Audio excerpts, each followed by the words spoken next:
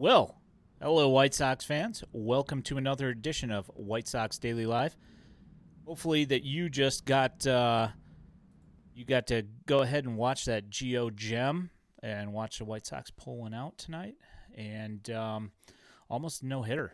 That was pretty exciting, but it would have been combined anyway because the pitch counts were up, early. So not really a whole lot you can do about that. And Aaron Bummer continues his rough start to the season. Just giving up hits all over the place. Anywho, my name is Ian Eskridge. I'm here with my co-host, the Danny Miller. How you doing, Danny? You know what? The way the day started today, I will say now after seeing the White Sox lose the first of a doubleheader, and then making it home in time to catch most of the second game, I'm feeling a little bit better. Obviously you don't want to lose both games of a doubleheader, but you know, Lucas Giolito, like you said, he came out, did his thing. The Sox had the combined no hitter going, and unfortunately, it did not come to fruition by the end of the game. But it is what it is, man. The White Sox shut out the Fightins, and here we are. So you know, I wish there was a lot more positive to talk about since we've last done this a week ago. But you Oh, know, Grimtall, thanks for a resub. I'll take Appreciate one it. when we can get one here. So, boy, that Grimtall man, he just loves to keep us honest after month Keeps after month. So, keeps on ticking. yeah, he sure does. So, how you doing, man? How's things? I'm doing pretty good. They won because of the resub. That is entirely possible. Hey, well, Um, yeah, I'm doing pretty good. I gotta say, for the most part, because I watch minor league baseball so much, I've been really busy. But the good thing is that it's actually been enjoyable to watch. So that's been really cool. Unfortunately, I wasn't able to watch the Dash onslaught tonight because they're playing against the Asheville Tourists, who in the year of our Lord 2023 still do not have cameras at their stadium and do not have a stream. I don't understand, but last I looked, they were up 11-3. So a lot of offense going on there. Jonathan Cannon pitched for them tonight, and from what I saw, had a pretty good outing as well.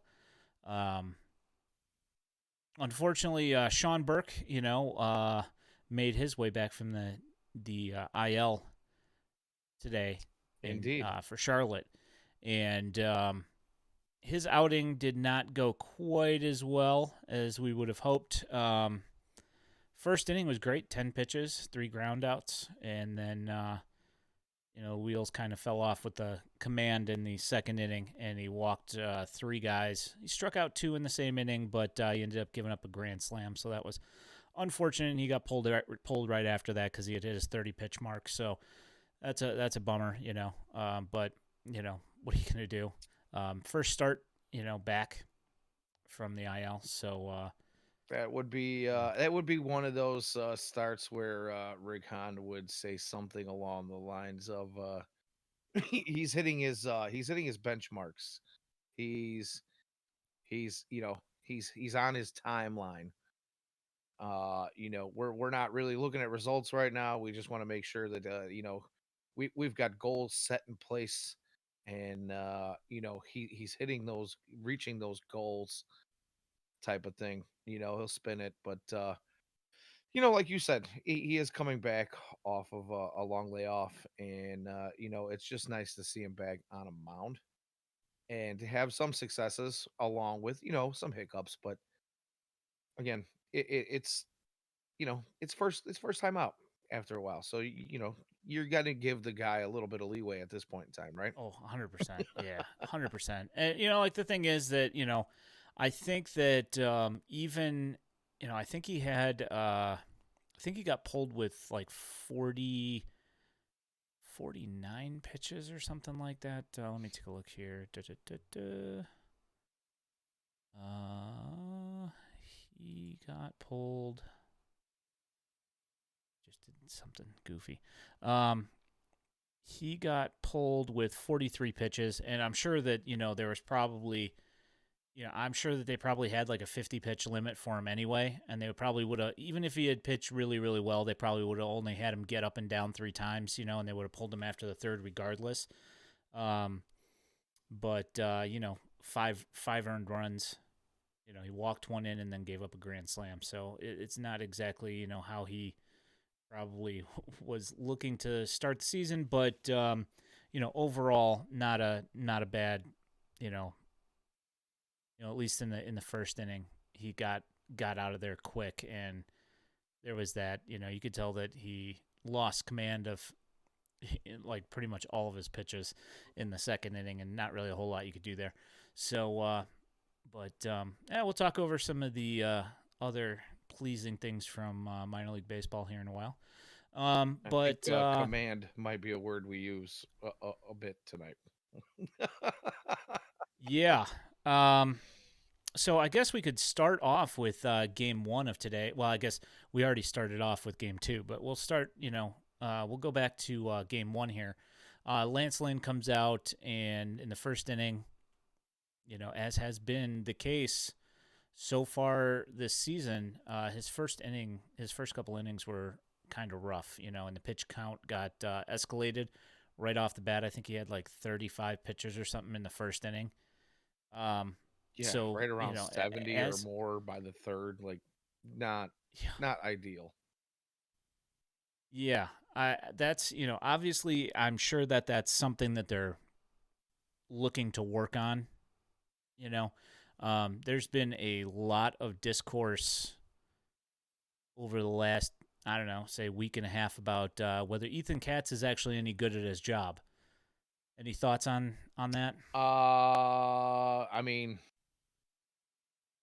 honestly, you and I and Logan Hard of White Sox Daily were having a little bit of a conversation about this afternoon when I had a couple of moments at lunchtime to break away from work. But the thing is when you look at entire almost an entire staff, whether it be the starting rotation plus bullpen, we're not. I'm not even going to try to break up the two from each other. The pitching as a whole on this White Sox team has had command issues pretty much since the very beginning of this season, including Dylan Cease, who everybody wants to put on a pedestal. Yeah, sure, Dylan Cease, you could say, looking at the numbers, has pitched really well, but the reality is he's fallen behind in counts quite a few times. He has made some mistakes that haven't really been hit all that hard. Um, but the walks are there still, and pitch counts are getting up. And it's hard to imagine, like Logan said, that an entire staff would just lose its command all at the same time at once. Uh, but my retort to that is I find it hard to believe that they're all going to find it all at once too. So it's Fair it's enough. difficult to say if how much of that falls on Ethan Katz. Did these guys what were they doing in the off season? We're not really sure. We heard some reports of guys, doing throwing programs that maybe not necessarily haven't been done in some time.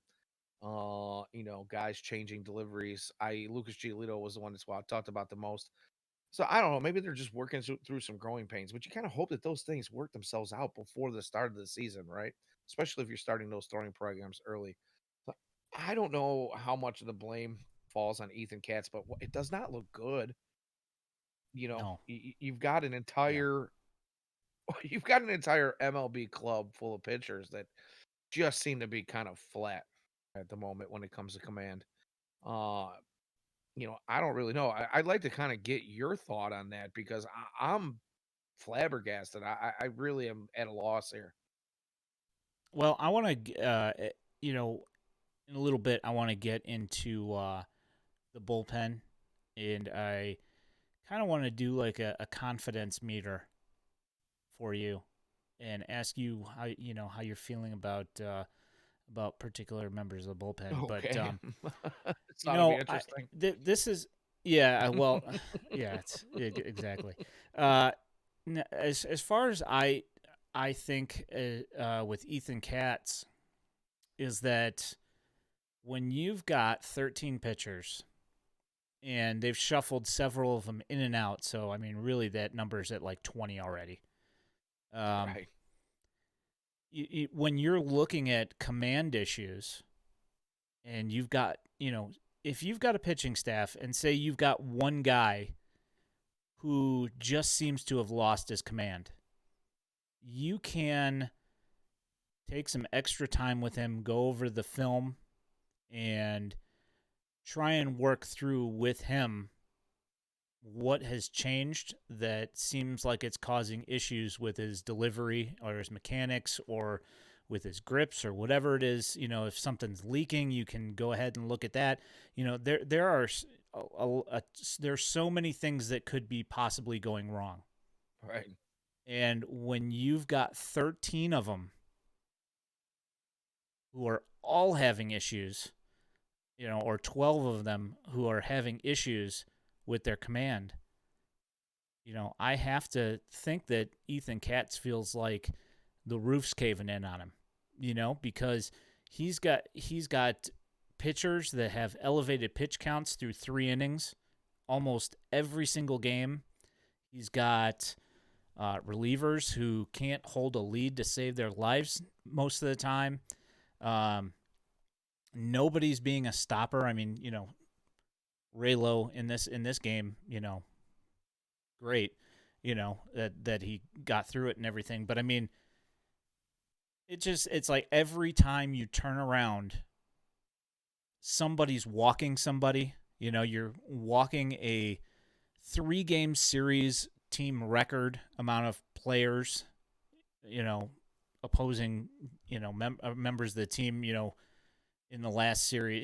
It's just one thing after another, and it's like every time you look, there's somebody on base and they're getting on there without actually having to do anything. So it obviously that affects the offense because the offense has to work harder. I mean, there's just so many things going wrong at the same time, and I have a very, very hard time believing that all of a sudden Ethan Katz doesn't know what he's doing. You know, I if anything, I had thought about one thing that could have possibly caused this was maybe going a little bit easier on the pitching staff in spring training, that they didn't get enough reps in, possibly because they were trying to keep pitch counts down to keep everybody healthy.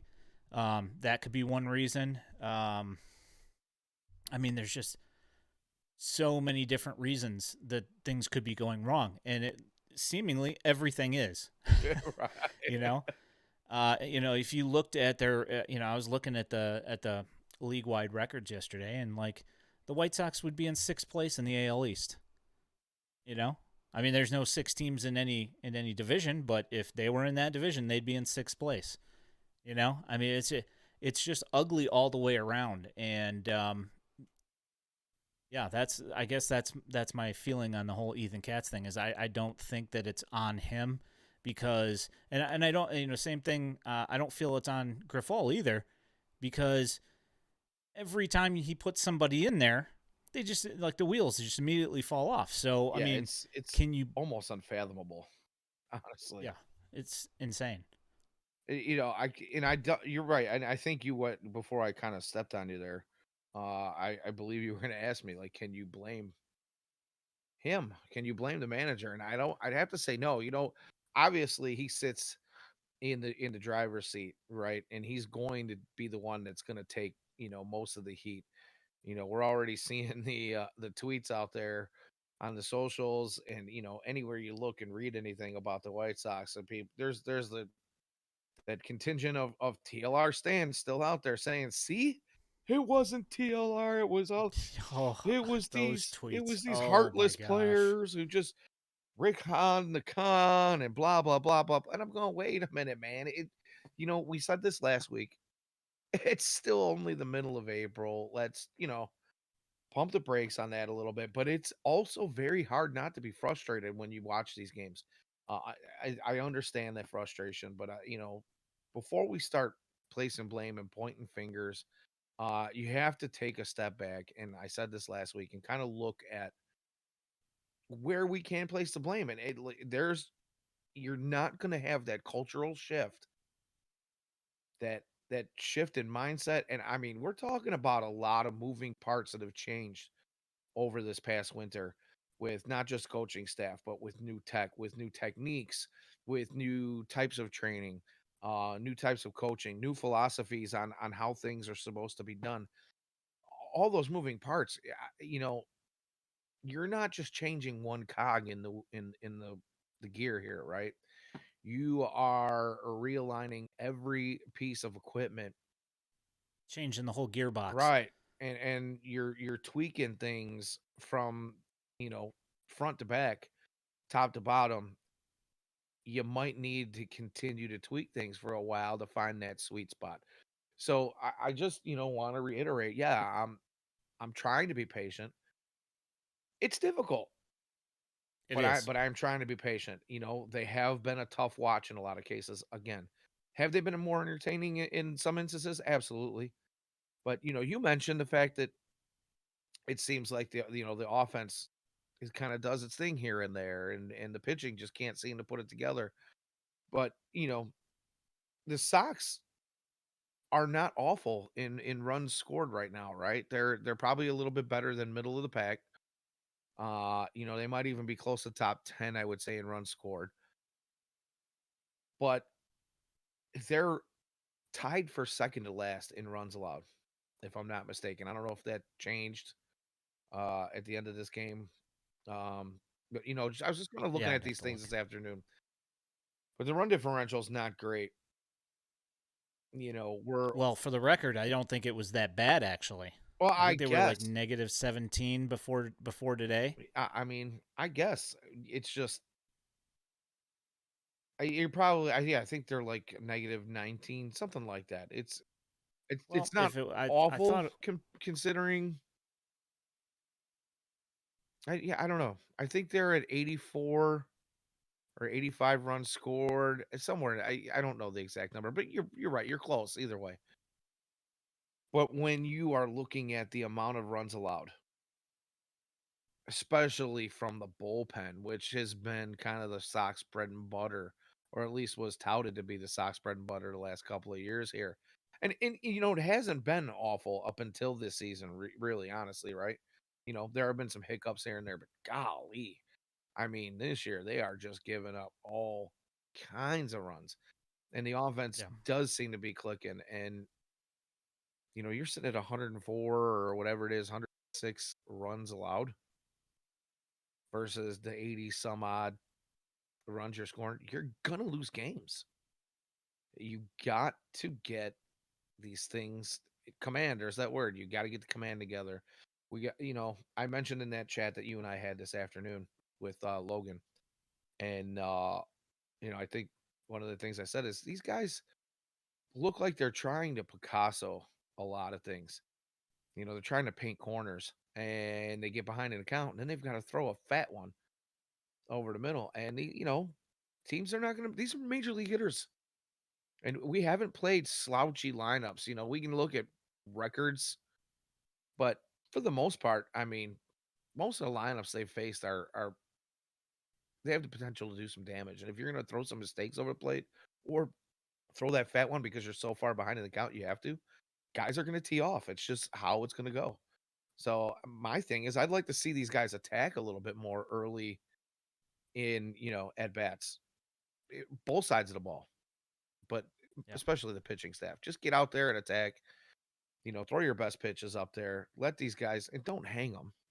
Obviously, yeah. but I guess Well, that's I all mean, easier said than done, right? of course it is. I was actually thinking about that as working I was coaching at my kids' tournament over the weekend, and this pitcher started the last game, and for the other team, and he walked like I think like three or four guys in the first inning.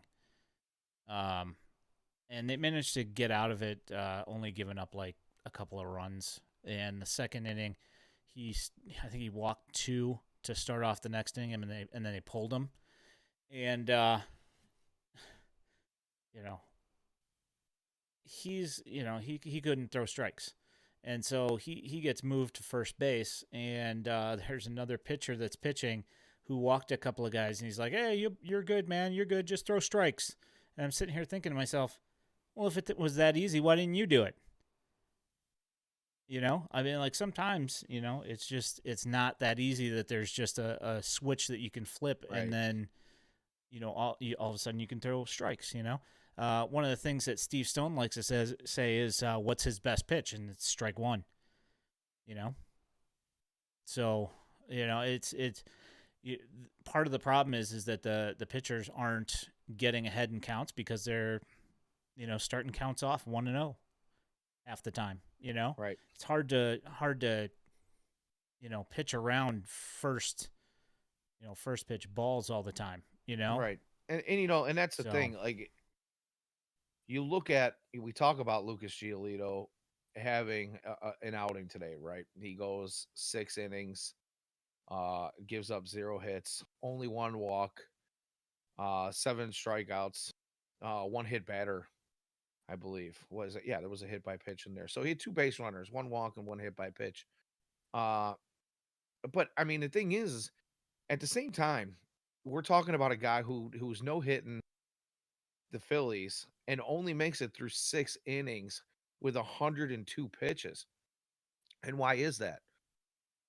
Because sure, guys are fouling some pitches off. That's going to happen. But, there are some times when pitch counts are getting a little bit high because you're either falling behind in the count, or when you do get ahead in the count, you're maybe trying to get a little too cute, And again, I would just like to see the confidence level kind of build in these guys and just go after some of these batters a little bit. I'm not saying throw them the meatball right down the middle because we've seen that movie, and that San Francisco series, they saw a lot of those, and we saw a lot of those balls go out of the park. We've seen a lot of balls go out of the park for the better part of this early season. But I again, like you said, what's your best pitch? And we can talk about strike one all we want, but I sure would like to see strike three every now and again too, or soft contact to get a batter out. yeah, so Grimtall says I blame Jose Ruiz. He says I can't imagine Lynn finishing the season with a 7 ERA. Yeah, no, and the thing is that I feel like just an unfortunate, just chain of events for literally everybody. It's just everybody's having their worst time right now. It's like if you look at the team whip's like 1.8, Oh, which is ouch. brutal. Speaking of Jose Ruiz, his whip was like 3.27 or something like that, before getting sent to Arizona, and in his first appearance, giving up a bomb. Shockingly. Um, but he says, why does every Sox reliever have to throw 99? And that's a good question. Um, it does, like there is the thing that, the average fastball for the White Sox does seem to be in the 97, 98 mile an hour, area. Somewhere in that area, anyway. Um, and I don't know, I think that, I don't know. That's a tough one. It's if you look at league wide, it's not necessarily they're not an outlier. It's like most teams have gone to 98 mile an hour bullpen arms. It's just kind of the way it's gone, and especially now that there's not loogies, and you have to have a 3 batter minimum. I have to imagine that the numbers show up a lot better for high velocity pitchers than low velocity pitchers in short bursts like that. I would think that for a 1 out scenario, yeah, you could get away with a guy that's got like a funky delivery, or if the, like I mean, for multiple outs, that guy with the weird delivery, he has got to be really good, Right. you know, Right. because he's not going to fool three guys in a row with smoke and mirrors like they used to be able to do. So that's my guess. Yeah. You know, just going back to what Grimtall was saying about, all these and about everybody being on that part of the year where they're all at their worst at the same time. I mean, I hope that's true because if we're seeing the worst of it and they're only going to get better from here, maybe things do kind of change and swing. Maybe not overnight, but kind of all in the same short period of time where it's very possible. We've seen teams do it before where they go on these streaks and they just start ripping off win after win after win. Uh, and on paper, you would think this White Sox team is capable of doing that kind of thing. But, you know, again, I'm in that state of mind of you got to show me something here. And they're really not showing it. Uh, it there's a there's a fine line between doing and trying to do, I guess. And I guarantee Yoda. I would guarantee that anybody, yeah, there is no try. But Do or do not. right. There is no try. I would guarantee that every one of these guys is telling there's gonna go out there and tell you, well, I'm trying to do my job. But the thing is you can try all you want. You're a professional baseball player. Now is the time to find that focus that seems to just not quite be there. The laser focus just isn't quite there yet. So, I don't really have the answers. I wish I did, but Yeah. I'm not seeing anything that tells me this is just going to turn around overnight. Well, I mean, I will say this, like one of the things that has been better over the last, I don't know, 10 games or so is that the starters have gotten um, a little, they've started to bounce back a little bit. The one issue is that they're not giving you the length that you need. You're getting 5 innings, 6 innings max out of these guys, and that's an issue because Jimmy Lambert today made his 10th appearance, 17 games into the season. That is absurd. The guy's arm's gonna fall off. And I mean, he used to be a starter, so he's not completely just a short 1 inning guy. You can get multiple innings out of him because he's at least a little bit stretched out just from having done that for a long time. But 10 appearances in 17 games is ridiculous. Well, and there's a big You difference know? between being able to go multiple innings one day and pitching 1 inning 3 or 4 days straight. You're the fatigue on your arm, the soreness that sets in after throwing like that. Especially if you're going out there and you're throwing hard for 1 inning. Uh, you know, as a former pitcher myself, again, not trying to compare myself to any of these guys, but Yes, you are. oh, absolutely. But it you get that soreness, you get that tenderness, you get that you got to knock the rust off just to be able to get going after throwing a few times like that. So, you might be able to have a Jimmy Lamb that gets you 90, 100 innings in a season, but I would much rather see that come in, say, a 2 inning outing every third or fourth day rather than pitching 3 or 4 days straight 1 inning and having the same amount of innings build up. The difference in recovery time and what it's going to do for his aches and pains is going to be light years between those two scenarios. Yeah. Diekman up to 10 appearances as well, says Xavier Sanchez. Good evening, Xavier. Good to see you. Yeah. How you doing, Xavier? Yeah. This is the issue, is that Diekman's up to 10 appearances and he's got like a 1.82 whip or something like that. That's not good. You don't You say. know, well, I mean, obviously, but the thing is that again, to fall back on Grifol, I don't know what he's supposed to do. You're getting 5 innings out of your starters if you're lucky, most of, like half the time. Somebody's got to eat these innings. Regardless, you can't just say, well, we only got 5 innings out of our starter. We're only going to play 7 innings today. Like you can't do that. That's partially the reason why they keep on bussing guys in and out I was just gonna from say, Charlotte. the one thing that we've talked about this many times before. One thing that the White Sox are pretty good at is developing bullpen pitchers. Uh, Unfortunately, the way things are going early on here, it seems like there's going to be a revolving door for most of the season, and we might be eating up some service time on guys that are only going to be here and gone, 2 or 3 times this season just to come and eat up some innings because these guys have been so overtaxed. Yeah, I mean that's even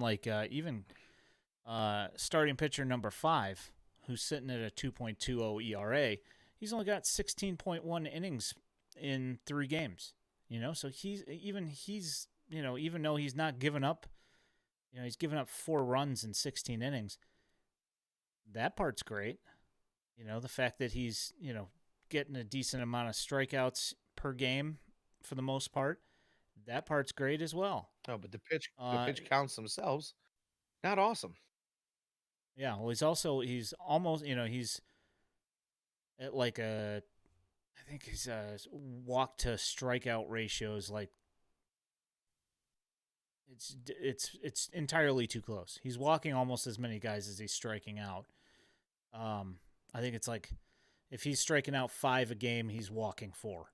Like that's an issue, and that's another reason why his pitch counts elevate so early in the game, and he's only pitching 5 innings, and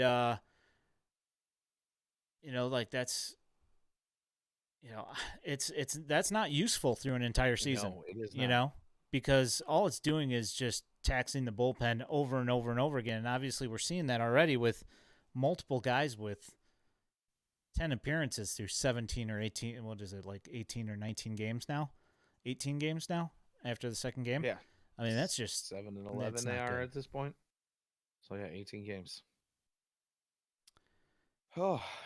Yeah, so there's that. Let's talk about something positive. Sure, let's do that. But it's only positive to a point. So I don't want to get you too happy. It was just a way to set me up, just to knock me down, man. Yeah, like I can't just make everything happy. I mean, that's silly. We're not doing that kind of thing. 4 games below 500, we can't be extremely ecstatic here today. That's just no, it wouldn't be right. Yeah, no, we're not doing that here. We'll find the positives, but we're not gonna, yeah, we're not gonna be. I'll talk about a positive. But as an overall, it's really a negative. But we'll talk about the positive here. Jake Berger. Hey. Tonight, another home run. He now has 5 home runs, and he's tied for the lead on the team in home runs at 5 with Luis Robert. Yeah, and it was a rocket. 118.2 miles per hour, the second hardest hit ball in baseball this year. That's awesome. And Jake Berger hit a home run 4 days in a row. That is ridiculous. The dude's on like an absurd heater right now, and that's awesome. The issue is that between he and Luis Robert, those guys have more home runs than the rest of the team. Yeah. So that's not good. Second of all, he has played in 10 games, and he's got 26 at-bats, and he's got 5 home runs. So he hits a home run 1 of every 5 at-bats almost, which is amazing. The issue is... Unsustainable, but amazing. Well, yeah, of course it's unsustainable, but I mean, I'm just throwing it out there. I mean, it's... For him to only have 26 at-bats and have the team lead in home runs when Luis Roberts got 3 times the amount of at-bats. Right. That's not good. Right. When Colas has got twice the amount of at-bats, has 1 home run, Uh, Gavin Sheets, the same amount of at bats almost, one home run, and like that's the whole reason for Sheets being there is for his power bat. Right. Now his OPS is 843, which is that's a nice number, but you're putting him in left field and right field where he's not qualified to play. That is not conducive to winning games. And then also the reason why you're putting him in there is for his left-handed power bat, And he's and got it one doesn't have banger. any power. Yeah, he's got. I One mean, he does oppo. have nine. He's got 9 doubles. So I mean Hey, that's great. fantastic. But Fine. But you know what? If you've got a bunch of guys that hit doubles, are you going to score some runs? Sure. And they've shown they can do that. But is that going to lead to enough he has runs over zero. the. Sorry, 0 doubles. I was looking the next column over. I He's was going got to say, nine I don't. hits. 9 hits. Yeah, no. I was thinking of. I was looking at Yasmani's number right above it. I figured you had it in front of you, so I was just going to go with it. But Yeah, to be honest, I was thinking to myself, I don't remember seeing yeah, no. old Gavin legging No, he's anything got. out. Yeah, that's the thing. He's got 0 doubles. He has 0 triples. He has 1 home run in his 9 hits and 29 at bats. So his average is great, but they're all singles. Right. And like I said, that's the entire reason that you stuck him into right field so he could botch that fly ball or that line drive in right field Oof, that's ugly. that more or less ruined Gio's start, or at least started the ball, really snowballing. Um, if you're not getting power numbers out of him, he should not be here. Right. And Right. I don't care what you do with him. Send him to AAA. Trade him. Not that he's got a huge amount of value, but you know what? You could probably get a bullpen arm for him. Oof. Gonna need a few of those You here, know? the way things are going. Yeah, clearly. Maybe we can bring Crimble back. Ugh. Yeah, well, I mean, he made quick work of the White Sox earlier He today. sure did in that first game. Yeah. So, I mean, yeah, just the offense is pretty frustrating. In The big one general. for me right now is, obviously with Yoan getting off to a start early in this 2023 season, and then having that, like we've talked about before, that 0 for 11 snap before he fouled that one off his foot, and then you know going down with the back soreness, you kind of hope that maybe there was a little bit more power in that bat, although he was hitting some doubles in there and moving guys around, and it was good to see. But Jake has kind of come up and done his thing with the stick while Yohan's been down. My biggest issue right now is what in the world is going on with our boy Elroy, Mr. Eloy Jimenez. Is he so uber focused on trying to get back out into the field like he was all off season, right? Because we saw the second half of last year when he came back and took on that DH role, it looked like he kind of embraced it and he ran away with it and he hit a ton. And all we heard about him saying this offseason was how he wanted to get back out in the field. I don't want to be a DH. I'm not gonna I'm gonna play in the outfield almost every day. You watch. I'm gonna do it. I'm gonna Yes. win that spot. You watch How it about happen. no? And that has not happened, and neither has the stick. Ooh, what's going on Well, here? no idea. I have no idea why that happened. That was really weird. There we go. Yeah, it was everything. Everything just disappeared. That was really bizarre. Um, Probably has to do with my monitor configuration over here. Yeah, Grimtall says that he's having a decent April, more walks than Ks as far as Sheets goes, and I agree with that. What the issue is that decent and having 6 walks and and over 4 Ks, but then having 8 singles and 1 home run.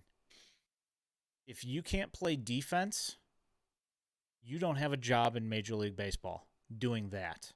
No, because You as a just DH, don't. you want to see more power. You want to see more extra base hits. It's just how the Yeah, story and he goes. is not an outfielder. If he was playing first base, still not good enough. No, corner infielders got to have some power, some pop. It's just the way the game is these days. You don't Yeah, see we haven't seen a Mark Grace type since Mark Grace. yeah. I mean, yeah, for the most part, I mean, like if he was a second baseman, okay, fine, you can deal with that because there's not a lot of second basemen that you can see that have a lot of power. There's a few, but Boba and a couple of other guys, but you know, yeah, you can't do that at the positions that he's supposed to be at and have it be okay. Let's see. Benintendi is having a good year so far. I thought he'd come here and have the Sox free agent curse. I 100% did as well. And at least he is doing what he was billed to do, which is to get on base. And I'm okay with that because he is good at it. But the thing is that he can at least play a competent left field. As you've seen with Gavin Sheets over and over and over again, competent is not a word I would use to describe his outfield play. And it's unfortunate. Unfortunate. It's unfortunate.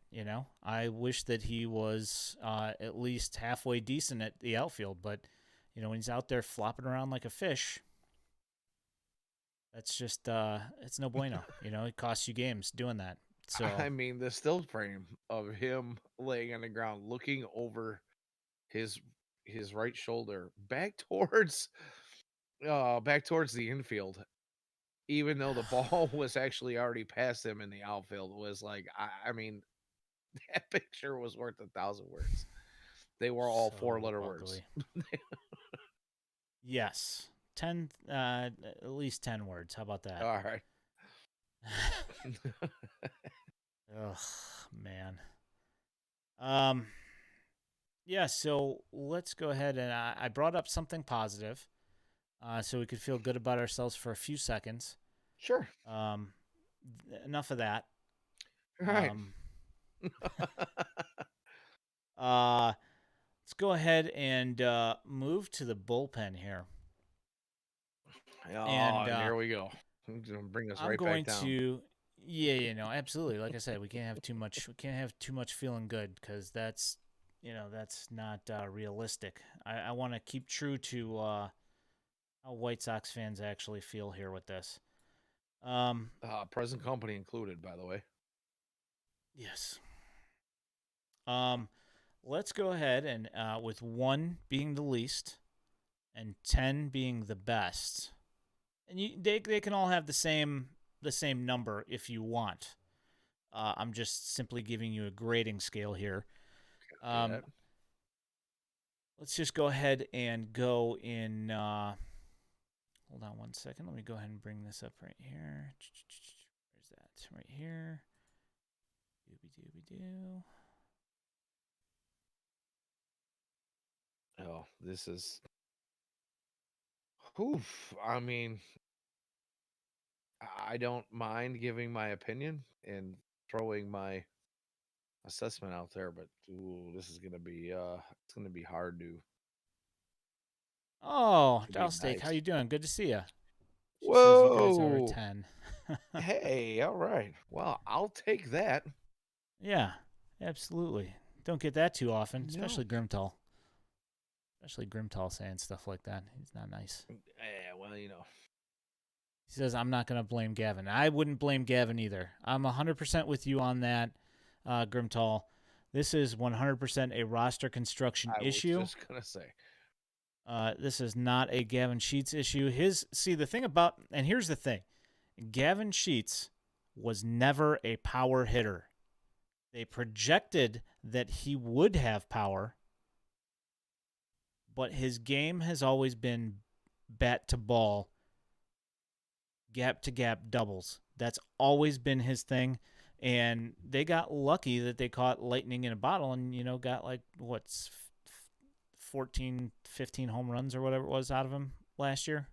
Well, and that's the thing. In short bursts, he's shown some power where it just seems like there's a 6 or 8 or 10 game streak where he'll come out and hit 5 or 6.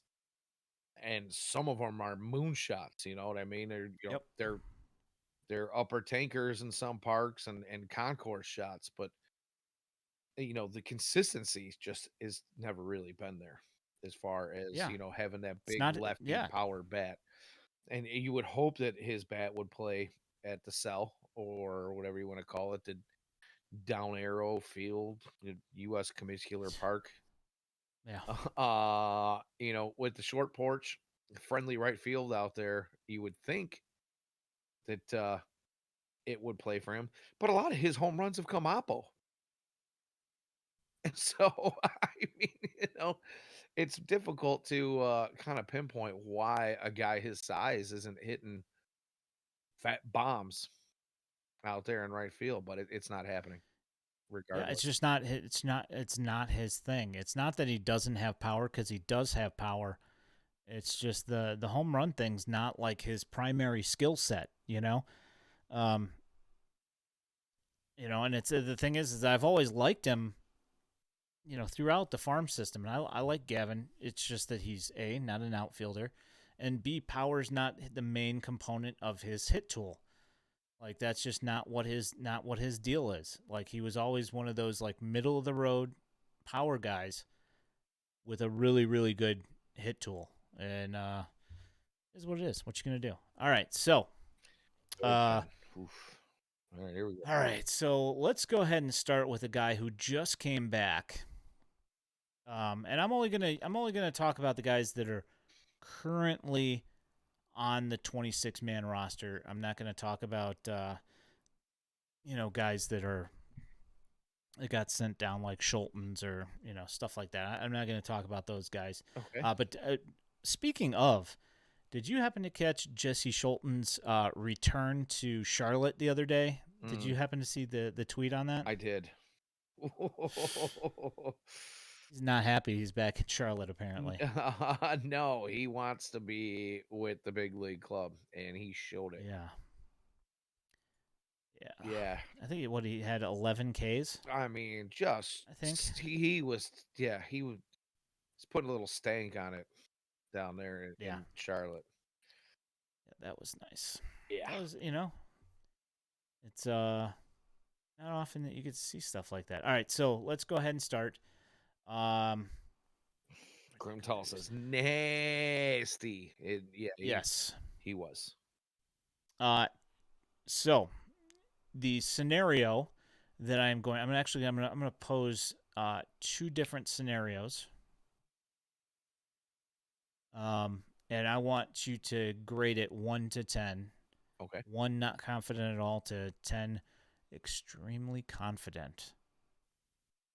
Tanner Banks in the first scenario, 7th inning, up 2 runs, fresh inning. You know what? Wow, that's kind of awesome. 7th inning, up 2 runs. I'm gonna go with 7.5 to an 8, just because I like Tanner Banks in a clean inning. Yeah, nice lefty arm. I mean, he's it's nice to see that he's getting some run. I was at one point I thought that he was never going to make it up and he was going to end up somewhere else.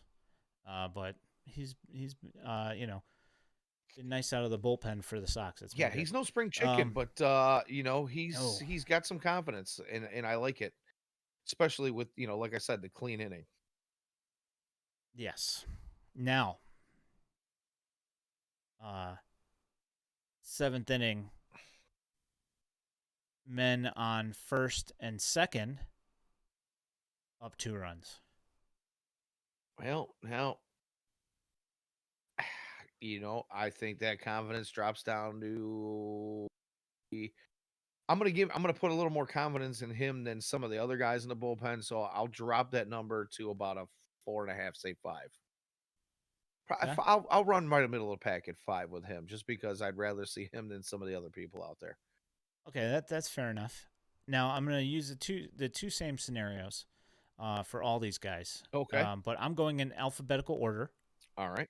Just because I don't want to show any favoritism here. But think about where we are, because we're at the very beginning of things. If you start assigning too high a number, by the time you get to somebody who's really cheeks, the number is going to be not going to be low. You're not going to be able to get low enough, is what I'm saying here. Roger that. Well, I So feel like I still second, feel like that's fair for Tanner yeah, Banks. We'll no, just no, make it a solid 5. I agree. I'm just simply stating that you have plenty of arms to go through here, I will, and there's a lot of bad out there. I will Hey, try to Pusher, how you keep. doing? Thanks for stopping in. Good evening. I will try to curb my enthusiasm one way or the other here. I will do my best. Sounds pretty good. All right, so next pitcher in alphabetical order, Aaron Bummer. Oof. All right. Starting the 7th, no base runners, clean inning. I'll give him 6.5, 7, clean inning. All right. First and second, 7th inning. Let's go ahead and say 1 out. I'll give him 1 out, first and second. He likes to deal a lot of ground balls, so I'm not going to curb that one too much. I'll say I'll move that down to from a 6.5, 7 to 5.5, 6 with 1 out. 0 outs now. That number drops probably back down to about a 5 again, maybe lower. Yeah, see that's my issue with Aaron Bummer, is that there's a lot. Yes, there's a lot of ground balls, but it's hard ground balls. Well, this is true. That's the issue, and that he does give up a lot of hits. The ban on the shift is definitely plagued a handful of the guys in the bullpen this year. Well, see, the thing is that no matter what, this has followed him for a few years, that it doesn't matter where you put your infielders, the hitter always seems to find the perfect spot right in the middle of them when Aaron Bummer's pitching. And I'm not entirely sure why that is, because his sinker is deadly, his slider's ugly. I mean, like he's got really nasty movement on his pitches, and he throws hard. It's just his command, like he ends up leaving it in the zone a little bit too much and ends up getting him touched up. But okay, all right. Moving along, next in alphabetical order, Jake Cheekman. Oh. 7th inning, 0 outs, fresh inning. Yeah. Confidence. No runs. Confidence level. Oh, so we're in a tie ball game? Or No, I'm saying you're up 2 runs, but what's your confidence that he's not going to give up anything? That he's not going to give up anything? Yeah. 3. Hey, your Grimtall's got 4. So he's a little bit more confident than you are. Okay. All right, so men on first and second with 1 out in the 7th inning. Oh, we're going to go What's your confidence there? Negative 0.5. I mean, he's going to implode. Yeah. Because those aren't he didn't allow those guys on base. It doesn't matter. Right, because we have established from last stream that his 1.8 in whip is going to be either from he's going to walk the bases loaded, and then the next guy might strike out, but then he's going to give up a hit, and at least 2 of the guys from the other pitcher are going to score, so he doesn't get charged with it. Right, exactly. His whip goes up, but he'll get a ground out or a fly out on the next out, so none of his guys will score. Right. ERA stays relatively respectable, but the whip looks fairly atrocious. Yeah. His inherited runners scored. That's going to be an adventure to follow all year long. Well, I don't know that there is going to be an all year to follow. He was the sole addition at the trade deadline last year. Yeah. So yeah, it was a priority. I'm going to knock on wood here, and I'm going to say that there's a handful of guys that are on their way back. We already know. We've talked about Liam. and Garrett Crochet. It's true. There's a couple other arms in the minor leagues that I think are capable of coming up here and doing some things. So you know, barring an absolute implosion by other bullpen pitchers, I I tend to think that Jake is going to have limited time on the south side when some of these guys start making their way up. Got a nice reference here. Grimtal says he's like the opposite of the 2005 Cliff Polite. Uh, How did you think you were going to have a Cliff Polite reference tonight? I didn't. not. Did not see that Bravo. coming. Well done. Moving along. One of the other guys that's been assembled in this bullpen, a free agent signing, Kendall Graveman. 7th inning, nobody on, up 2 runs. That's a tough one. Depends on which Kendall Graveman shows up that day, because we do see those days where he's filthy and seems like he's on, and then there's other days where he's cheeks too.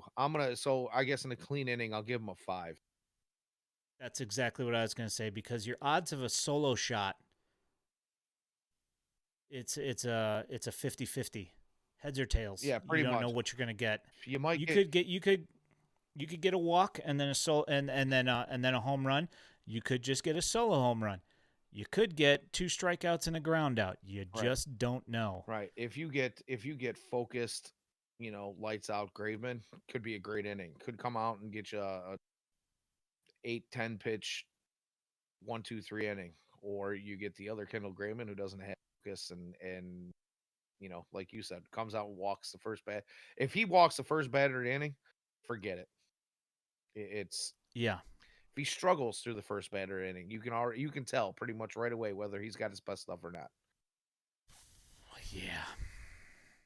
Yeah, that's no bueno. That's pretty much exactly how I feel about it. Sorry, I'm laughing at the chat here. Well, no, so which he says the bullpen catcher isn't well liked. Maybe the Sox bullpen catcher isn't well liked. I don't know.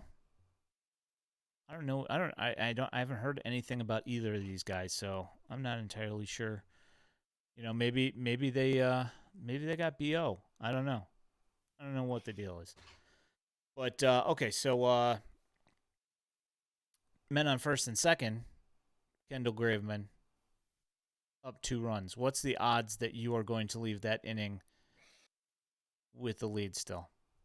Well, again, same reasons. If you get lights out Kendall Graveman, it could be. I'm only gonna drop him about to a 4.5, because I still think that he's capable of keeping his composure, although we have seen the blow up, and it's for the exact same reasons. You never know which Kendall Graveman you're gonna get. That's fair. I think that's totally fair. He is a professional, and if he's going to blow up, I don't think it really matters on the situation of when he's going to blow up. It's not going to be a pressure situation. He's either got it or he doesn't, regardless of the situation with base runners or without base runners, clean inning or not. Yeah. All right. So moving along, Jimmy Lambert, Jim Bob, 7th inning, up 2 runs. Where are you at? Well, I think I'm probably on the same page as Pedro here in his 10 appearances in 17, 18 games. I'm going to give him the confidence of an 8, actually. Jimmy Lambert's a pretty composed kind of dude. Now, if he's going 1 inning, I will agree with that. Yeah. It's to me, from what I've noticed, is if he's up and down more than his initial inning, that's where he runs into issues. Right. Just like today, he got through the first inning just fine, but then the second inning, not so good. Right. So, but yeah. High leverage Jimmy Lambert, men on first and second. How are you feeling about that? Still better than most in the bullpen. I'll only drop him down to 6.5, 7. Maybe even I'll stay at like you say, if it's one inning, if we're looking just to get through one inning, I'll kind of curb my enthusiasm at a 6.5. Grimtel says, I love me some Jim Bob. 9. Uh, you know, I'm trying to keep it real here. Yeah, that's I fair. don't, and before we get through this thing, I might as well just throw the disclaimer out there now. I don't know if I trust anybody in the White Sox bullpen currently with runners on base. The way things have gone early on in the season. The only reason that some of these guys are getting a lower number than they would do in a clean inning. Yeah. All right. So next up on the list, Reynaldo Lopez. Clean inning. We'll just leave it at the 7th inning just for a even factor. Okay. Raylo coming in the 7th inning, clean inning. I'm gonna say I give him a 7.5 to an 8 to get out of the inning, containing a lead. But chances are he's going to give up one run and cut the lead down to 1, and he's going to put 2 other guys on base before he gets through the inning. See, I like Reynaldo. I do And too. I think he might walk somebody or give up a hit, but I don't feel like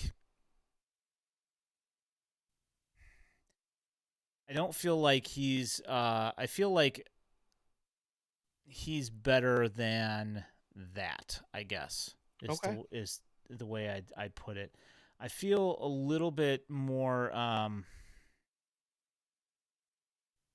at ease with him coming into a game than I do any of these other guys. I mean, Except for maybe Jimmy Lambert.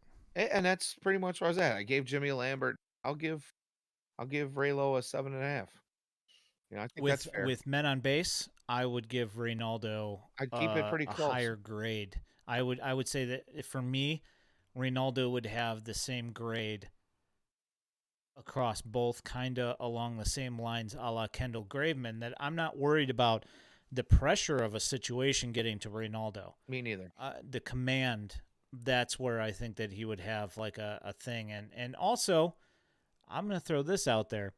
If we're talking about pitch clock confidence, Reynaldo would have my lowest grade on the roster as far as pitch clock. He does seem to lose sight of confidence. That. I mean, how many pitches have we seen him get off just at like the 1 second mark? It happened again tonight. I'm watching him in this second game. What was that, the 8th inning, I believe, when he came out? Just got that one off. Yeah, and I mean, they even talked about it on the broadcast. It was like he wasn't even paying attention; just barely got it off. So yeah, I'll agree with you on that, and I'll also agree with keeping the number pretty similar. Uh, going from clean inning as opposed to guys on base.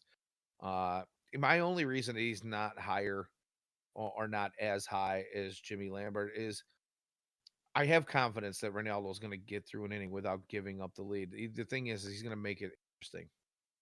Oh yeah, oh yeah. He's going to make I it interesting. 100% agree with that. Like you're going to have the possibility of a guy being on second and third, right? And that was kind of with the point I was one trying out. to make. Entirely possible. Yes, 100%. I'm not going to disagree. He could give up a walk and then give up a double, and then you got a guy on second and third, or he's giving up a run and there's a guy on second. Right. I 100% agree with that. But I still have his stuff's just so nasty that I'm probably is most confident with him and a little bit over Jim Bob. So the next two are going to be guys that you one. I don't think he was the 27th man today, and I don't think he's staying. And the other one is a newer addition who you've seen a couple of times, and I'm just going to go ahead and skip over Nicholas Padilla, ex Cubs farmhand. Yeah, he was just the 27th man today. I don't really think yeah. counts. Yeah. So Keenan Middleton, clean inning. You know what? I feel pretty good about him with a clean inning. Actually, he's looked pretty good so far. And he seems to have a bit of that kind of swag and confidence when he comes to the mound. Definitely throws some gas up there. This is one of those guys we talked about. Why does everybody in the Sox bullpen have to throw, 99 up into triple digits? But clean inning, I'm going to go ahead and give Keenan one of my higher votes of confidence with a 7. Okay, Yeah, I and know. with guys on base. Guys on base, a little bit less. I'm going to go probably drop that down to 5.5 ish, just because of the lack of. Well, I mean, it's not like he's had a ton of opportunities. Yeah, you just haven't seen him do it yet, Right. so So I don't kind of really. makes it a little bit difficult. Yeah, I don't have the confidence yet. I'd like to see more from him before I give a final evaluation. So to say, I'll give him the 5.5 just to stay over that 50-50 mark. Okay. All right. Last and least. Just because he's the last. He's not least, really. But Gregory Santos. Another clean cannonball inning. arm. What do you think? Oh, yeah. 100 mile an hour. See, now Gregory Santos is another one of the Graveman types where if he's got it, he's got it, and he's throwing that fastball past everybody. But in a clean inning, I'll start at about a 6.5. Okay.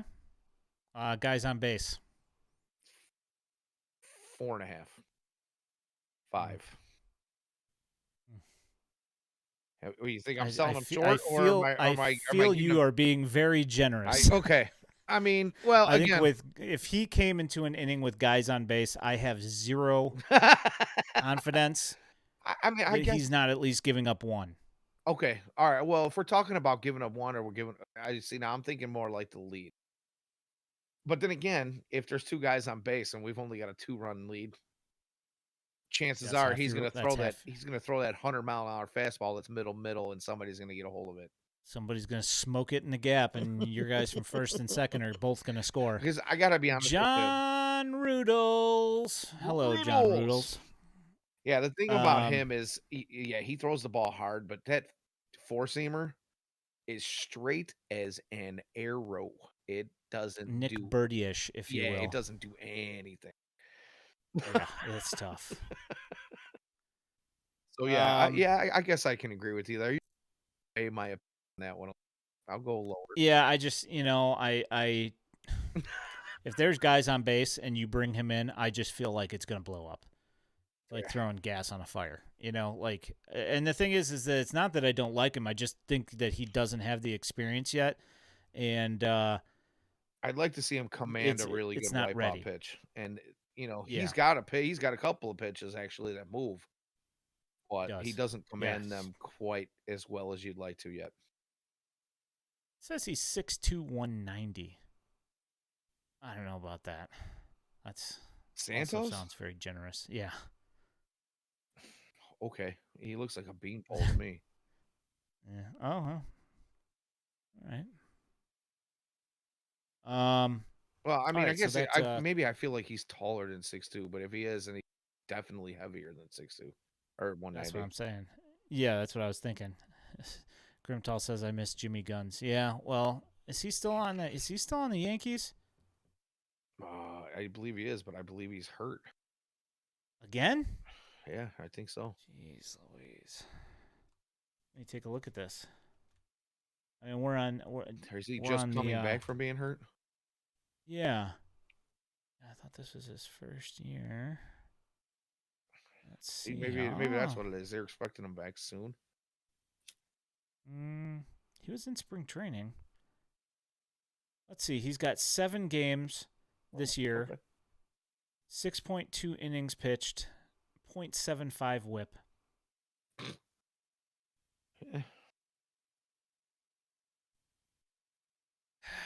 Okay. Yeah, I miss Jimmy Cordero as well. And I know, and I'm 100% positive that Ricky Renteria is probably calling him every day on the phone. And Jimmy's like, hey, yo, Rick, lose my number. Because you know that he could not just, it's like, he could not wait to see him. He's like, he was out in the bullpen, but Ricky wanted to hang out with him so bad that he didn't want to leave him out in the bullpen all game. So he had to bring him into the game so that way he would make his way to the dugout after he was done pitching because he wanted to hang out with him so bad. Well, It's like they're bros and if he could have wanted to had a have him over reliever for get cookouts. 200 innings, that was the one. Like, he was going to have just as many innings as the starter was out there. So ridiculous. I mean, how is his arm, not in the ocean by now over there Yeah, on I the think East Coast? what in the 60 game season he had like something like 45 appearances or something. Yeah. Something absurd. Oh, Oh man, you got to feel for that guy. His like literally his arms hanging on by tendons only, you know. Um all right. Moving along from that nonsense. I mean, that was fun. That was a cool little segment that you had planned for us there. I would caught me by surprise. I'm not gonna, Yeah. you know. Well, that's what I wanted. I didn't want you to have time to sit there and think about it. What fun is that?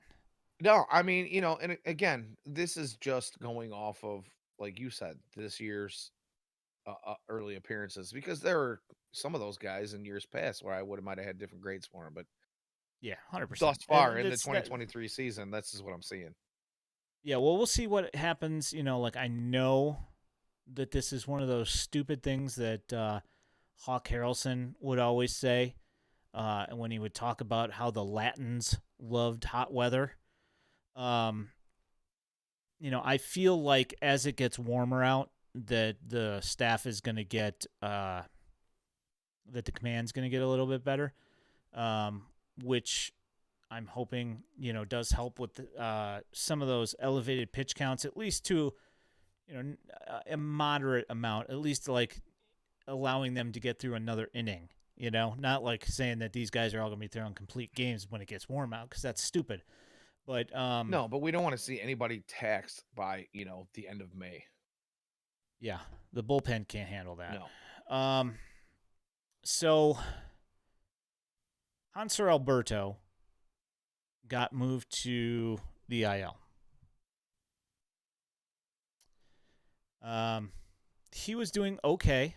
A lot of flack from the fan base because he ricocheted a baseball off a dude's dome, and because he sprained Tim Anderson's knee more or less without directly doing it.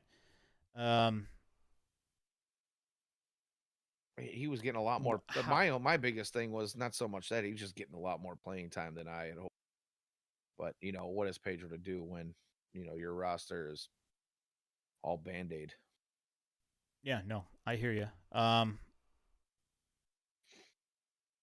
So seeing how Gavin Sheets, while he is not hitting for power right now, you would expect him to in the future, at least to the point that if he was up for an entire season, you would expect to see like 20 to 25 home runs. Sure. So, and like he is, we've seen from him before the capability of hitting like, multiple home runs within a week. Like he'll go on a run and he'll hit like 3 home runs in a week. Yeah, exactly Whatever, what I was talking about earlier when we were talking about him. Yeah. So, Jake Berger leading the team in home runs. Okay. Obviously, the defense is a liability with him. You've seen several mistakes from him at third base in the short amount of time, but you've seen more home runs than mistakes. Correct. And the mistakes that he's made are generally not completely catastrophic. There was one. Yeah, it's not like I kind of feel that had Jake Berger been playing third base, that had he fielded that bunt, I feel like he would have put it in his pocket instead of ricocheting it off the dude's dome. Okay, yeah. So I think that while I don't think that the Sox would have won that game, I don't feel like he would have lost it with that play like Alberto did. Um,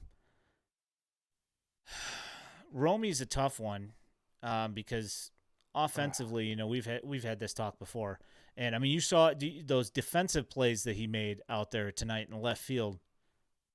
Good. Yeah, I mean, he's chasing them down out there for sure. That one, the leaping catch, you can say what you want about the route that he took and the slight pause. When the ball turned out to have more carry on it, you can say what you want, but he still made the play. He did, and like that's one of those things that we've talked about. That is that like he was drafted as an outfielder, but his best positions are in the infield. But he can still play the outfield, and that's the thing. That's the unfortunate thing for him right now is just that the hits have not been coming, and if he wants to stick around, he's gonna have to hit some. Now, the one thing I will say that he has in his favor, he plays much better defensive outfielder than Sheets, and B, I think he was the third highest sprint speed on the Sox last year. So the dude's got speed as well. So that's two things that I think that play in his favor. But if that dude doesn't start hitting, he's going to be gone. So I don't think that's really gonna And that's going to be a really shame, gonna. honestly, because you know what's going to happen is he's going to go back down to Charlotte and he's going to find that confidence again and he's going to go tear the cover off down there. Uh, and again, like you said, we have talked about this before. I just want to see him attack the strike zone. I want to see him attack pitches that catch the full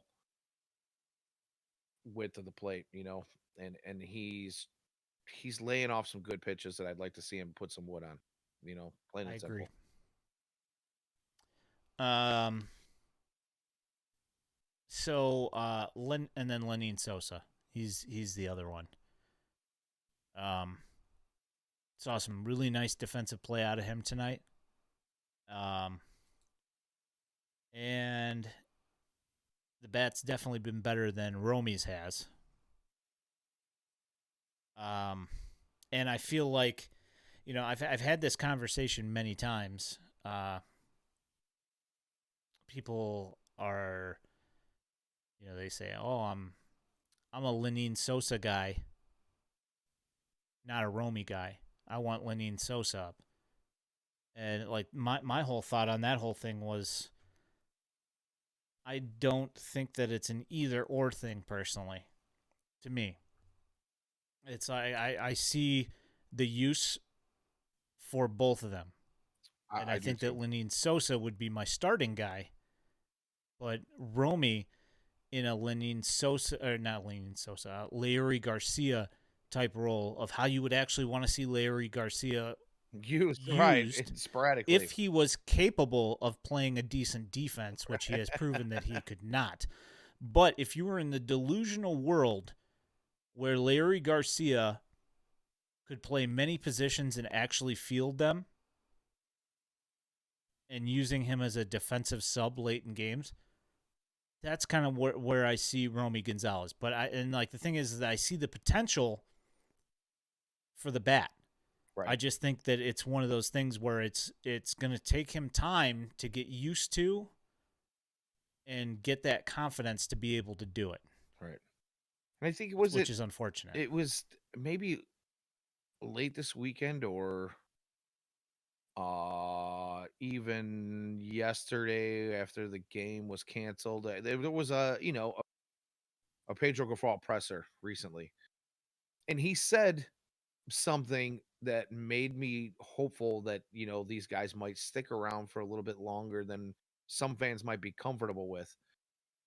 But he said that he's seeing some good things out of both of these guys, and he wanted to remind everybody that development does not stop when you come to the major league ball club. And as a matter of fact, he said it's essential.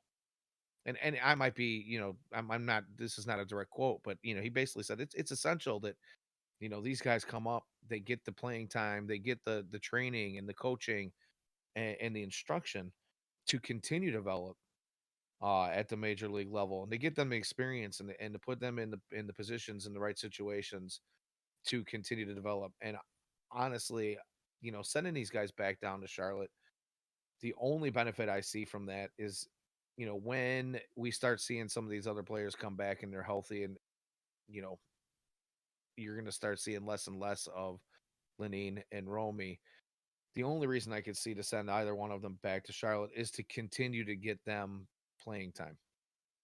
But in the meantime, as long as there's space for them, I would imagine that, at least my hope would be that, this organization and this coaching staff is smart enough to allow these guys to, kind of work through their growing pains, because we've seen both of them do damage at the lower levels throughout the minor leagues.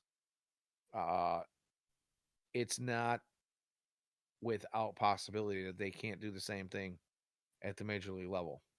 So, I personally have the patience to wait this thing out and see them do their things. But I don't know about the rest of the White Sox fans and White Sox Twitter.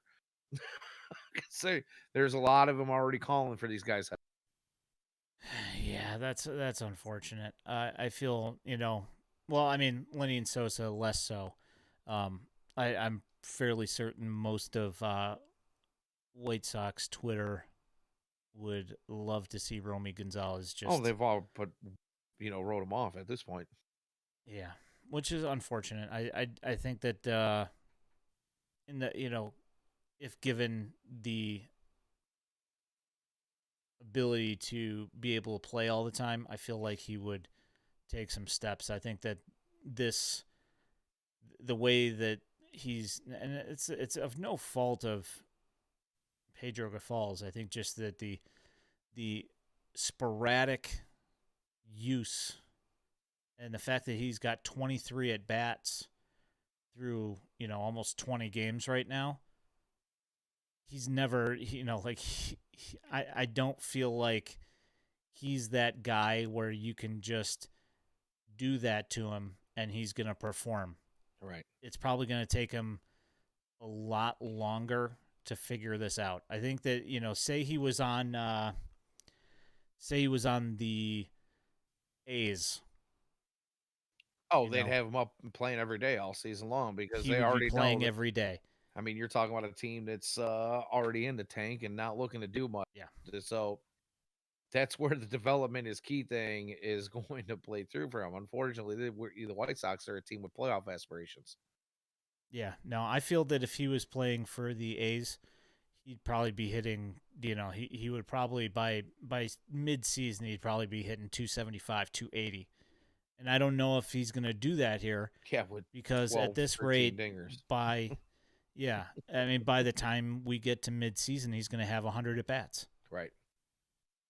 Which is not going to allow him to fully develop. Get his, it's not going to allow him to get a feel for what he's trying to do for, I mean, think about like you're going from, last year where he had like the roughest year into you're in Major League Baseball and you're trying to hit off of, like, I mean, not today, but I mean, you're like trying to hit off of like Zach Wheeler's and stuff like that. I mean, it's like even the best hitters have hard times against half of these guys. Right. The best hitters in baseball still only get a hit 3 out of 10 times. Right. So, I'm not saying he's one of the best players in baseball. I'm saying that he's capable.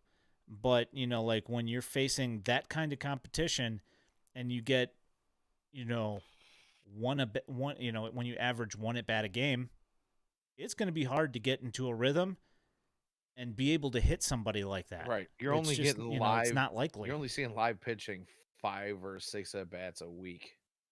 That's it's right. It's just not going to give him the opportunity to find that confidence and that level of comfort.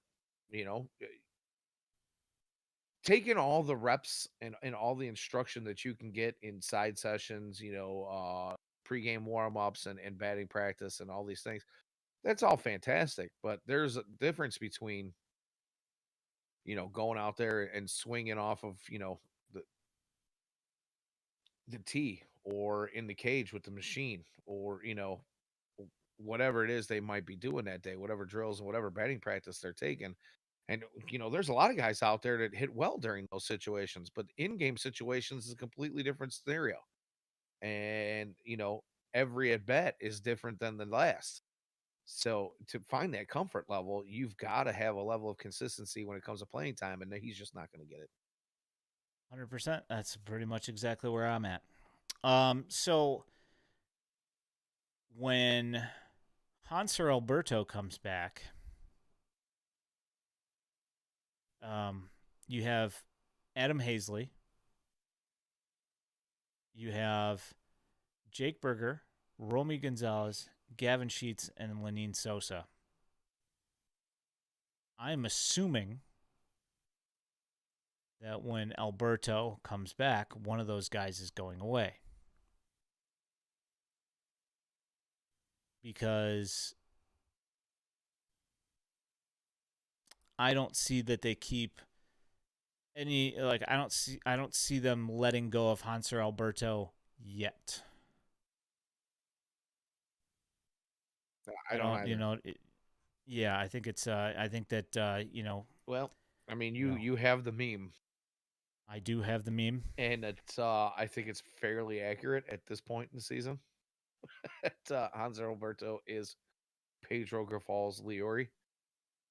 Uh, yeah, but I mean, if you're asking which one of those, 5 or 6 guys you named off there is first off the list, I would have to think.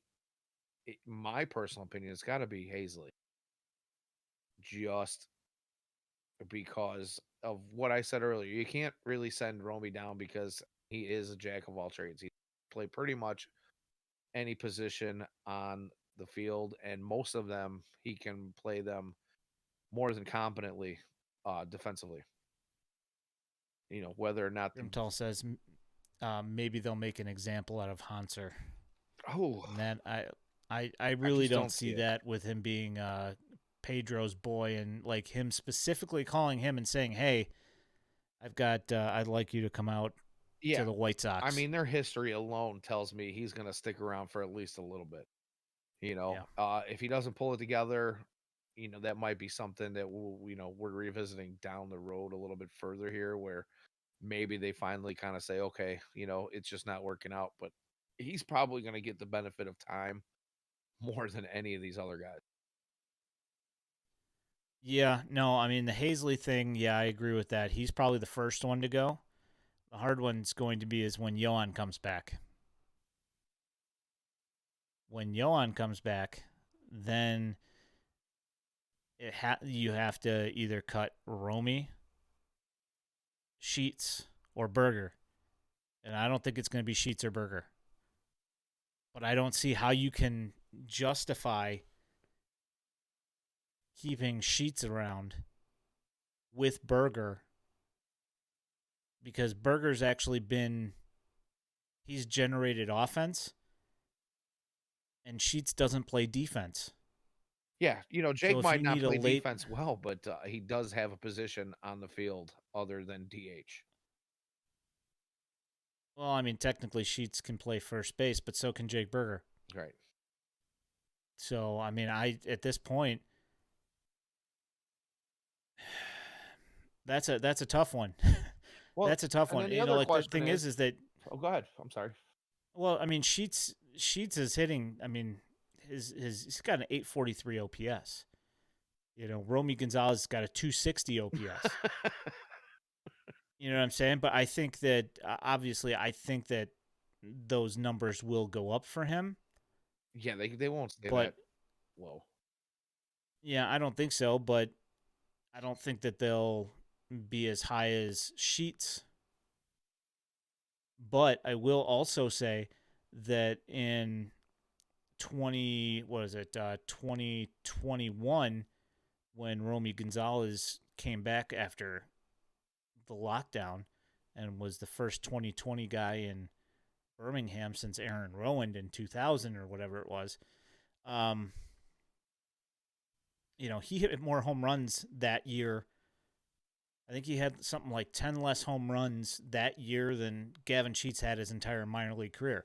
And like the thing is, I get, that this isn't the minor leagues. No, Like, it's not. clearly, I understand this. Um, but I think that the skill set's there to where he could put up some decent numbers. But if from what I think, to like you say, show me. If he can't do it, what do you eat the defense and just for the left-handed quote unquote power bat that has one home run? Right. Well, and then there's the other. I mean, there's another question that needs to be asked in this situation too. Is so obviously, like you say, Jake has been hitting the ball hard. He's generated quite a bit of offense, but when Yohan comes back, where does Jake Berger end up? Does he end up on the bench? Do we cool that hot bat? And how much playing time is Jake going to get? Now, I mean, maybe Jake slots into a DH role if Aloy can't put it together, but then there becomes this issue of we can't sit Aloy for that long because there's no way Aloy's batting average is going to stay below 200 and he's not going to start hitting dingers at some point. So again, roster construction is going to bite the White Sox here a little bit. We're trying to find offense on a team that obviously needs as much offense to get right now the way the pitching staff is handling itself. Yeah.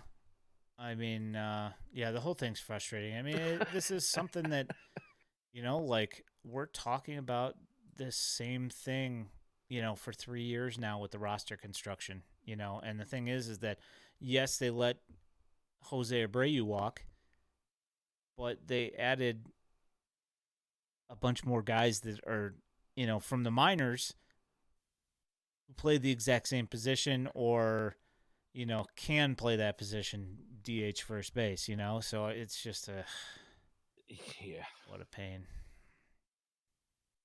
So yeah, all right. So Grimtall's asking me if Romy's hitting the ball and just not getting hits.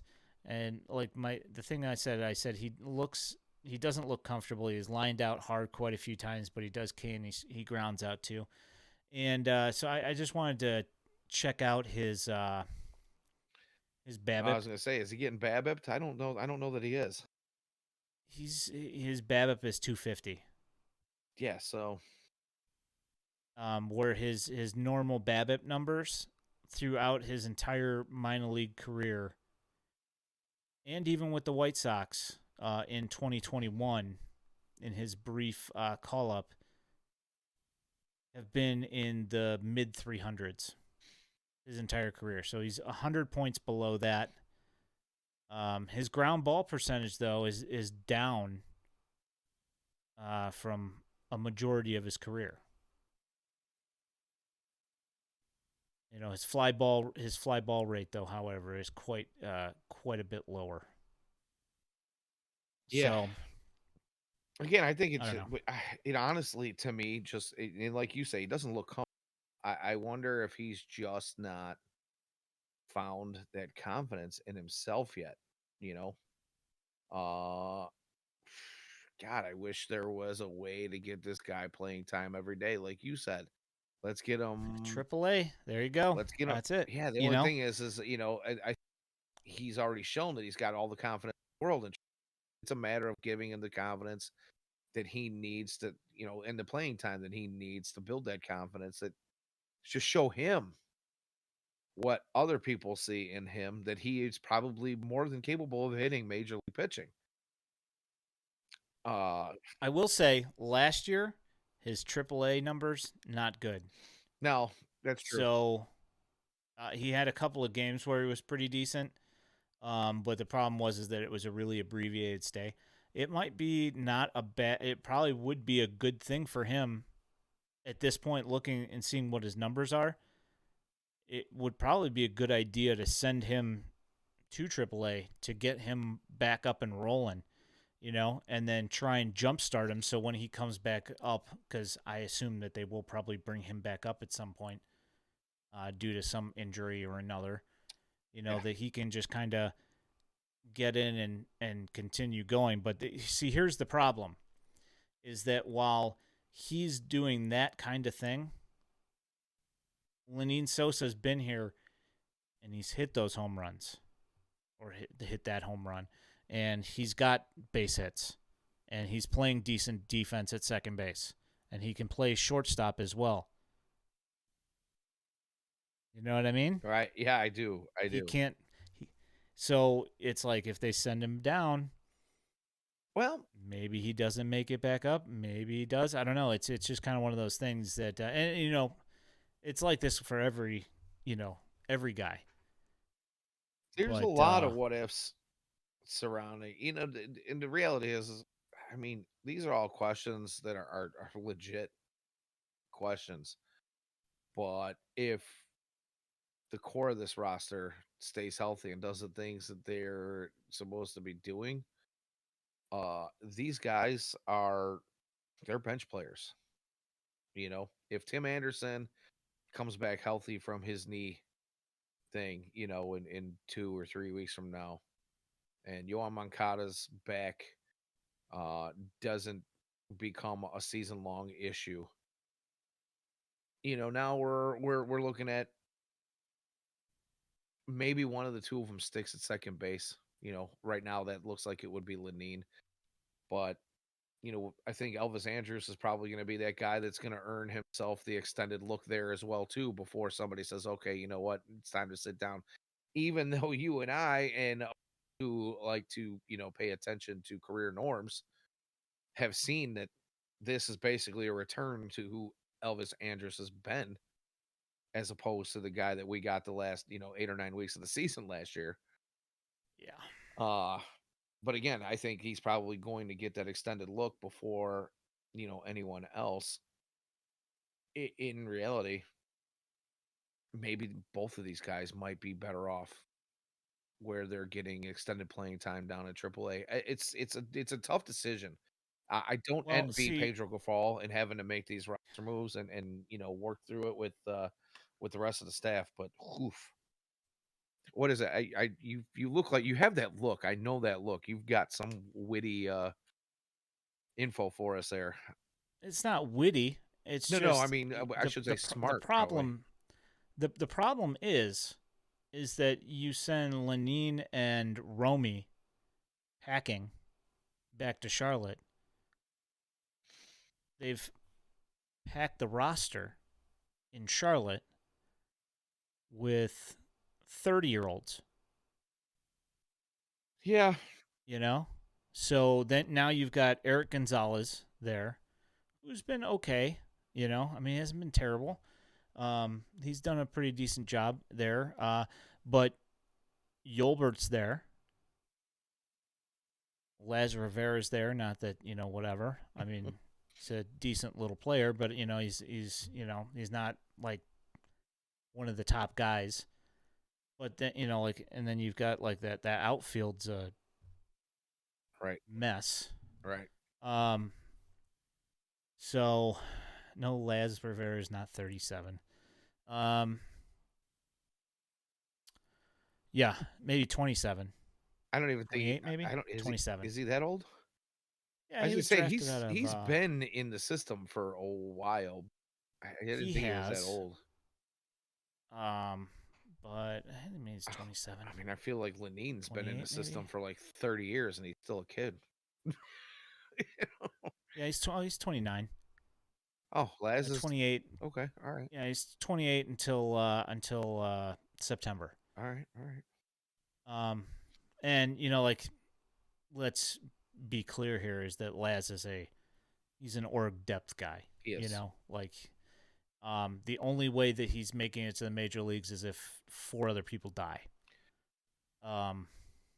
Unless he goes on an absolute like the most hottest of hot streaks to ever be hot. Yeah, and then even That's then, the only how do way you he's trust getting up it there. when you're talking about a guy who's on 29? So, Grimtall says, "Damn, we wasted his prime too." all Oh man. right, Um. that's enough Yeah, of but that. um, to talk about something awesome. Yay! That's and this one is going to make you particularly happy. Okay. Tonight, Uelki Cespedes 2 walks. The reason why that is important. We do not have baseball cards tonight. Actually, I opened up some packs with Colton earlier, but I do not have packs tonight. Probably next week. I'll probably open this box next week, and I'm going to. I was gonna try and go today, but I didn't get a chance to. I'm gonna go to Card King and go and grab me some cards. Yeah, I was looking at picking up a Chrome box, possibly from a 2022 Chrome box of all, believe it or not. So, Sweet. Yeah, awesome. So anyway, before I got sidetracked, Uelki Cespedes has a 26% walk rate right now. yeah, I mean that does make me happy. Last year, I want to say that he had a 4% walk rate. I'd have to go back and look again, but I think it was like a 4% walk rate. So his pitch selectivity way up. The one thing that I'm not happy with is that he's still striking out a bunch. He sure is. So that's unfortunate. Like the thing is that with him not being as aggressive and getting more walks, he's really good at hitting bad pitches. He is like I mean, for lack of a better comparable, Please don't say and this Vlad. is going to sound really stupid, but Vlad I Guerrero. knew it. I knew you You would know, say like Vlad. how he would hit a ball off of his shoe tops and hit it 500 feet. Yeah. That's exactly what Yoelki does. And the thing is that that's not a strike, but that's what he hits well. So he needs to find like some sort of a happy medium, I think, because he's so good at hitting crappy pitches that he should try and figure out exactly where that is and hunt that pitch only. As far as like pitches that he'll swing at. Um, and that's it. Yeah, he might end up with a 45% walk rate if he does that because, obviously the pitchers on the opposing teams are getting a scouting report and saying, well, this guy's going to swing at any of this garbage I throw up there. If he becomes even more selective, it could be, and then at that point, if that's the case, at that point, he's going to see some better pitches.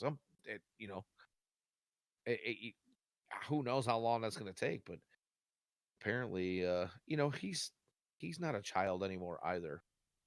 No, he's not. And and the thing is that other than the name recognition, like realistically, it's not anything for the White Sox. It's like what No, $2.5 million or whatever. right? So I mean, realistically, it's not like any big deal if they lose $2.5 million. I mean, granted, would they have liked for him to turn into Yoenis Cespedes? Of course they would. Well, I don't know if But that's if he ever going to be doesn't, possible. He's like a foot shorter than his brother. Maybe yeah, not that well, much, I but mean, Kirby Puckett was okay. I'll just, ah, throw that out there. he I mean, was. granted, Hall of Famer outlier, but I'm just saying that short guys can hit. The problem is that the bat to ball is just not nearly as good as Kirby Right. Puckett, or even Yoenis Cespedes. Yosimar Cousin. Did you Yeah, see that signing? I did. I did. I'm intrigued. I wish I knew a little bit more about the guy, but I'm definitely intrigued. Another Cuban international, Yeah. Cuban national. Um. So if you look at if you look at his numbers from the last year that he pitched was 2021. Um. Oh, Grimtall. Man, this is brutal, man. Uh. Hey, Speaking of short ladder guys who can chiming hit, in. can't wait to see Chappie back in the lineup. That is Oh, ladder enjoyer. I tell you what, man, I'm not even gonna read that this guy, chat right now because that guy made me so happy for like 3 days, and then it was just so painfully taken away from me on a slide into second base. Um, Lloyd. and to be honest, like I don't even know, like I don't think it's broken because he stayed in the game for like another inning, and it's on his glove hand. So I don't know. I don't know. I guess we'll see. Yeah, looking for It's on the top hand, so looking for the updates on Lloydell Chappelle, but yeah. Well, he hasn't started in a couple of days, yeah, so there's that update. Unfortunately, yeah.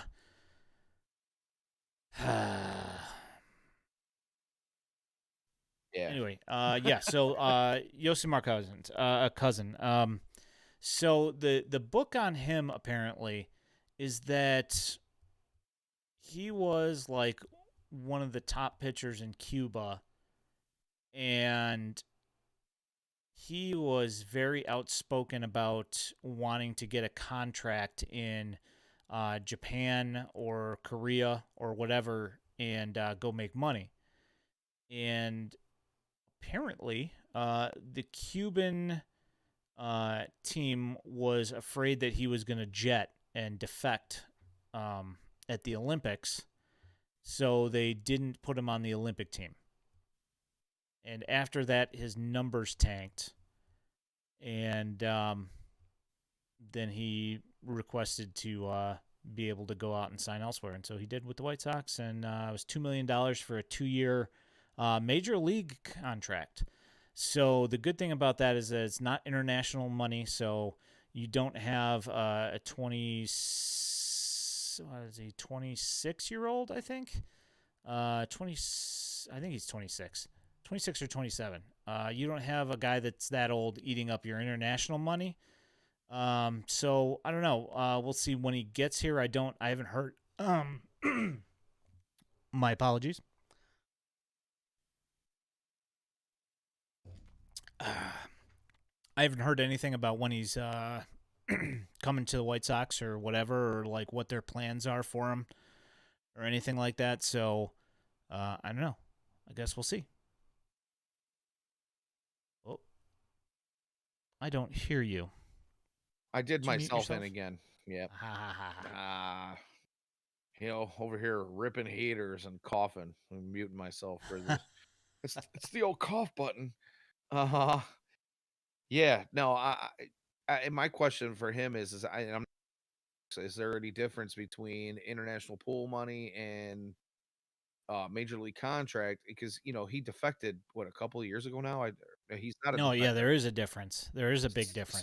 Um, how does an process go for him?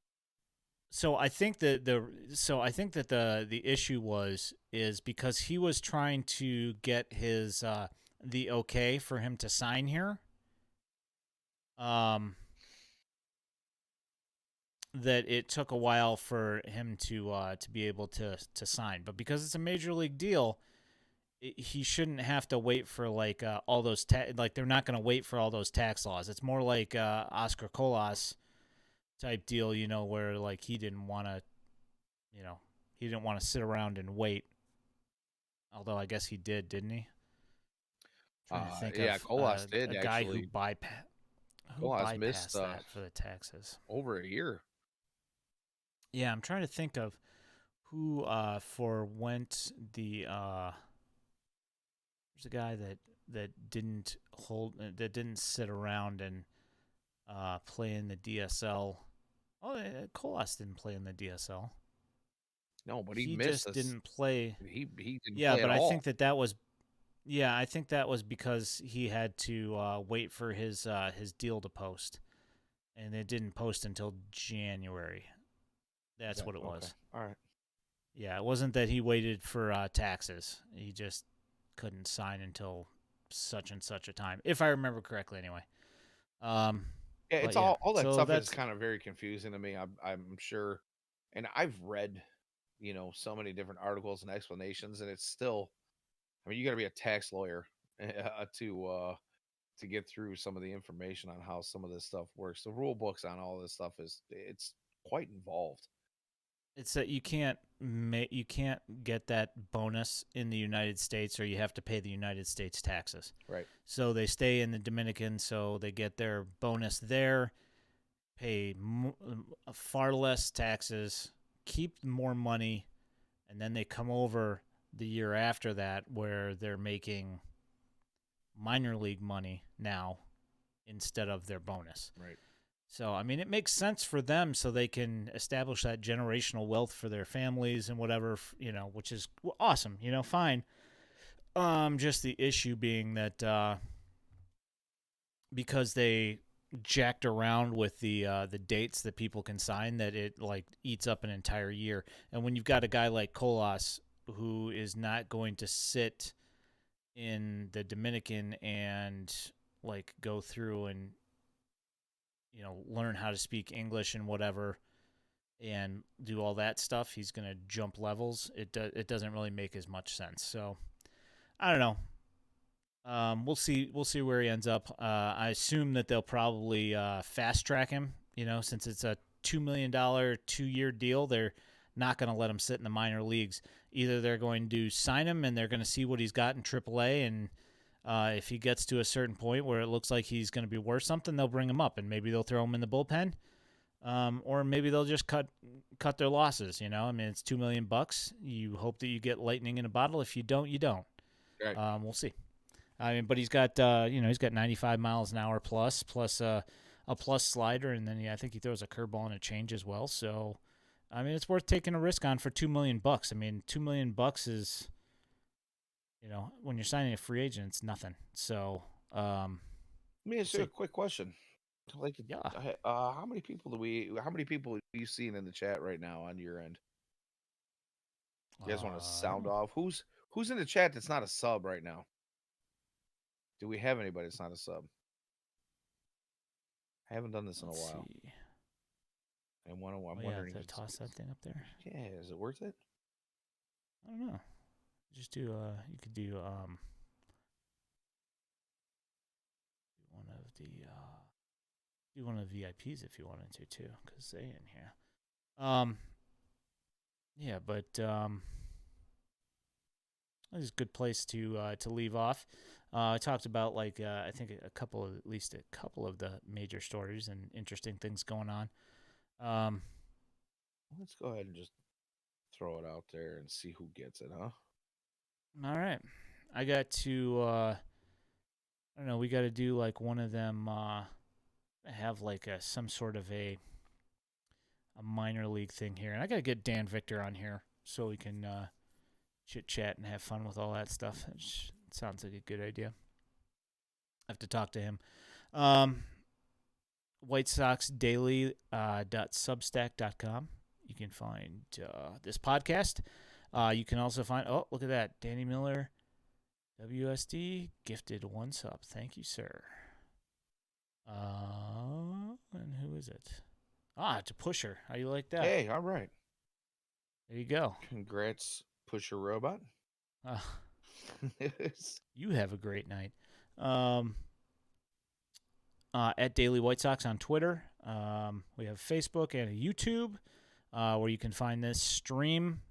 Will be uploaded this later on tonight.